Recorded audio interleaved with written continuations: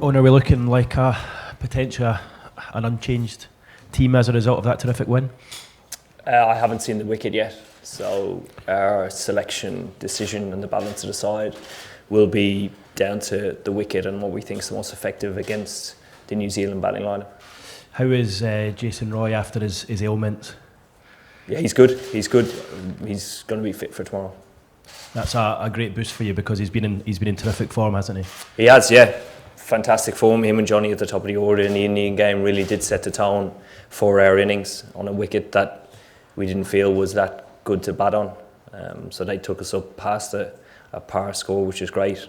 Johnny scoring runs is a huge bonus. You know, when he's in good form, he's extremely hard to bowl at up the top of the order.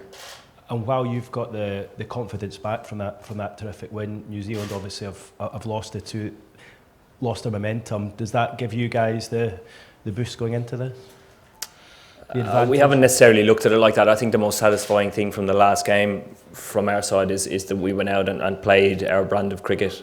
We were allowed to do that at the beginning. The way the two guys played, it felt more like the way that we play, and the fact that we won doing that is extremely encouraging. We'll go to that issue, Gloria. Thank you. Oh, and you've obviously made, over the last few years, a great virtue of chasing down big totals. Has the way the tournament has progressed and certainly the way the other day against India panned out, do you see the virtue of batting first now and getting the runs on the board? Yeah, I think just accepting that the wickets haven't been as good as they have been in the last 4 years has changed that.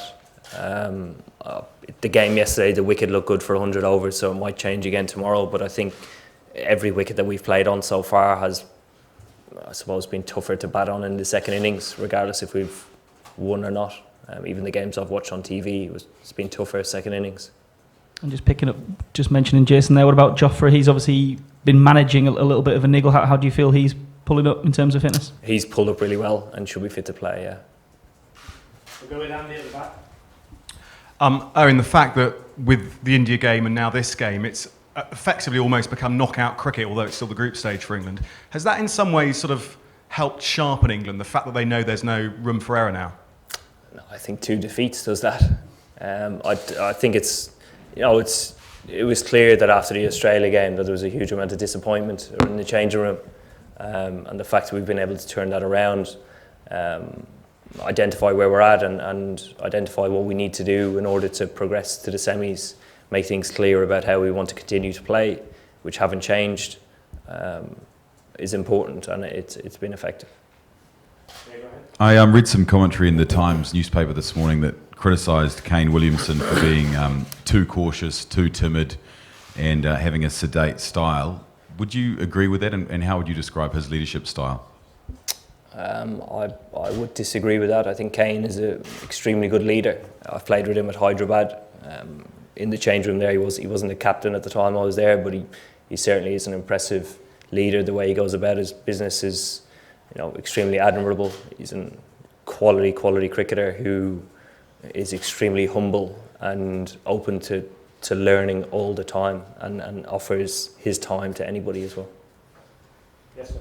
Hi, Eoin, now that you head to almost on the fag end of the tournament and the crucial phase, and everybody is saying that it's coming home. So how are you keeping your boys? Like, what are you telling them? Because the pressure, I'm sure, is immense. It's a matter of staying in the moment, identifying what we can do in order to contribute to the next game, which is tomorrow. So today is getting enough to put yourself in good form for tomorrow, or a good headspace to try and effectively win a game of cricket. That's it. Oh, and you guys have your explosive pair at the top of the order, and Jason and Johnny. The Black Caps have one, at least, in Martin Guptill. He's slightly out of form at the moment. Do you guys see him as a massive threat? And the fact that he is out of form, is it a matter of time before he kind of explodes into form? It's difficult to tell. We don't identify one particular player in any side. They're a very strong lineup, probably built around Kane at 3 and Ross at 4. It's obviously 2 huge players for them, but very destructive players either side of that. We'll do George and a couple more. Two parts to that, all right. Firstly, is it fair to say that New Zealand game in the last World Cup was probably rock bottom? Yeah. And could you reflect on that a little bit and talk about the influence of that New Zealand side on creating this England side? Yeah, it was as close to rock bottom as I've been. Certainly as a captain, as a player, being beaten off the park like that is humiliating.